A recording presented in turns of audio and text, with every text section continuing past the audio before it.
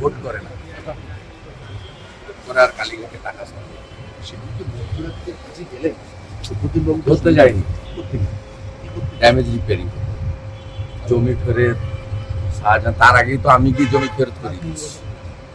Did record যার যা আছে সবাই প্রায় পজিশন নিতে শুরু করেছে, তার জন্য পুলিশ আর মমতা ব্যানার্জিকে লাগবে না। আমার জমি আমি নেব, তার জন্য পুলিশের কি আছে? ওই জমি ফেরত করতে। আর উনি জেলিয়াখালি বলে যে জায়গাটা আমার যাওয়ার কথা আছে, সেখানে গেছিলেন শিবু হাজরার ম্যানেজার ভানু মণ্ডলকে খুঁজতে।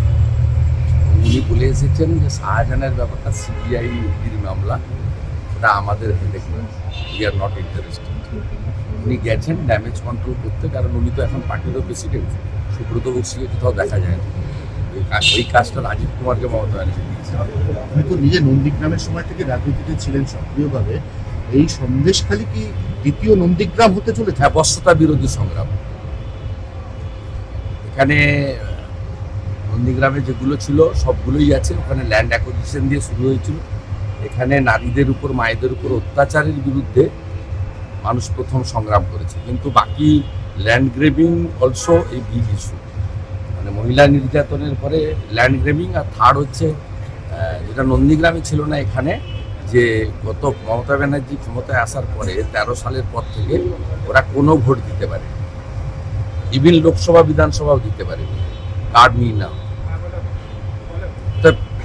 ভোট লুট, গণতন্ত্র হত্যা, নারী নির্যাতন সীমাহীন, আর জমি দখল, তিনটে বিগ ইস্যুর উপরে বশ্যতা বিরোধী সংগ্রাম হচ্ছে।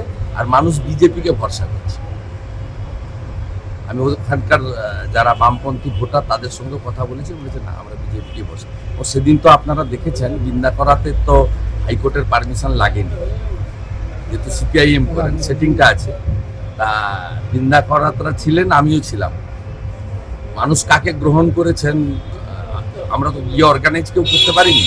সেদিন প্রথম ঢুকেছি, সেদিন চোখের সামনে, ক্যামেরার সামনে, ছবির সামনে সবাই দেখেছে যে মানুষ কাকে ভরসা করছে। নরেন্দ্র মোদীজিকে ভরসা করছে, তার সৈনিকদের ভরসা করছে।